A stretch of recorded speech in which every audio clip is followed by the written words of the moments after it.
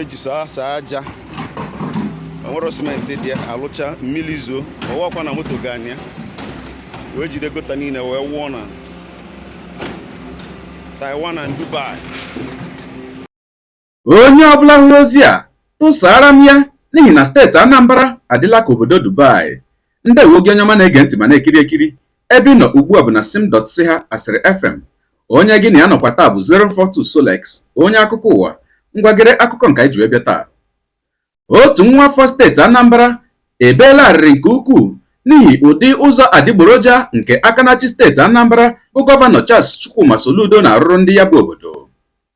Anyị matara nke a site n'otu ihe onyonyo nke ya bụ nwa mmadụ zipụtara ebe ọ na-egosi okporo mmiri bụ nke akpọrọ gota n'olu bekee nke a wara na ya bụ ụzọ nke mmiri ozuzo sachapụrụla n'otu ntabi anya. Dịka o siri kwuo, ọ sị na ọ bụghị iji ọnụ awanye azụ n'ofe bụ isiokwu, kama na ọ bụ ihe onye menwuru kantel dịka ọ na-echetara ya bụ gọvanọ next to nothing bekee nke ọ kpọrọ history beckons nke ya bụ nwa mgbafọ na-asụrụ nwanne ya nwoke bụ Peter Obi. Ọ gakwara n'iru wee jụọ ya bụ gọvanọ Soludo ajụjụ wee sị maọbụ ụdị ajọ ọrụ a ka ị chọrọ iji atụgharịa Anambra ka ọ dị ka mba Taiwan na obodo Dubai. A sịla na Solex sị kama lere onyonyo ya.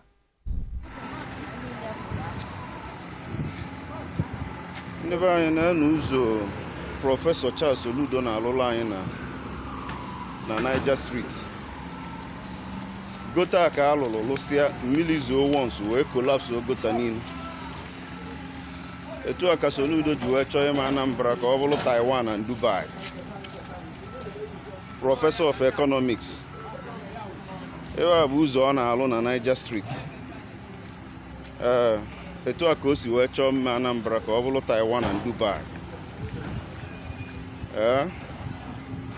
Professor delu leta sụọlụ Peter Obi oyibo.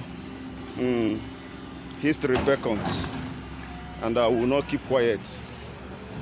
Na ka history Soludo si beckon. Na ka esi alụlụ anyị ụzọ eji saa aja onwere simenti dị alụcha mmiri zoo ọwakwa na moto ga anya wee jide gota niile wee wụọ na Taiwan and Dubai. Etu a ka Soludo si wee chọọ nlụlụ anyị Taiwan and Dubai. I will make Anambra State Taiwan and Dubai of Africa. Taiwan and Dubai dị ebe. N'ebe ka ọ na-akụrisi ebe alụrụ alụ sọsọ aja nkịtị. Ovu mkpụrụ simenti adịruo na rọd eji wee na-awụ gota Taiwan and Dubai. Prọfesọ. Ọkwa ịhụla ya bụ ihe onyonyo. Otu ihe nchọpụtarala bụ na ogogo a na-akpọ prọfesọship ma ọkwanụ imirikiti n'ime ndị a akpọrọ prọfesọs n'obodo Naijiria ha niile bụ ọkamma na klasrum. O nwere ihe mere m ji ekwu ya. Ha bụ ọkamma na klasrum maka ndị a bụ ndị a na-akwanyeburu ugwu pụrụ iche n'obodo Naijiria. Mana nke ikpeazụ a aghọtachazi m, ọ na-abụzi akpọcha ha prọfesọ nyecha ha ugwu nyecha ha ọnọ n'olu bekee ha pụtazie ebe a na-ele ha anya ka ha mezie ihe gosiri na ha bụ prọfesọ, maka eche m na prọfesọs bụ ndị ọkachamara ma sụọ ya n'olu Igbo, ndị ọkachamara. Mana otu ihe ị ga-amatakwa amata bụ na ewepụ ọkachamara n'ebe a na-eme ihe ahụ ma tinye ya ebe a na-eme ihe ọzọ, ịhụ ụdị onukwu ọ bụ. Ọ ihe na-emezi ugbu a, maka ọ na-abụzi akpọcha ha ọkachamara prọfesọ o ruzie n'ọnọdụ mgbe ndị obodo na-ele anya ka ha were ihe ahụ ha mara wee mepụtara ndị obodo ihe, ka ha mepụta ihe na-egosi na ha nwere agụgụ isi na ha gara akwụkwọ, onye ahụ akọtu makwanụ megheri. Kedu ndị nji maka ha ekwu? Nke mbụ bụ prọfesọ nwa mgbafọ bụ prọfesọ Charles Soludo. Nke abụọ wee bụrụ prọfesọ Mahmood prọfesọ INEC unu. Nke atọ wee bụrụ prọfesọ Wole Soyinka. Onwekwanụ nke mma gị onye ụwa onye na-egere akụkọ ụwa m, deere anyị ebumnuche gị etu isi hụ ya bụ ihe nke ikiriri ugbu a n'akwa kọmentị ka anyị mara uche gị, n'ihi na uche onye adịghị ya njọ. Daalụkwa gị na-eso ebụrụ ya esonye, ekelekwa gị onye asị gị jide ka iji, onye asị ya jide ka o ji, ị mara na nke o ji kacha mma.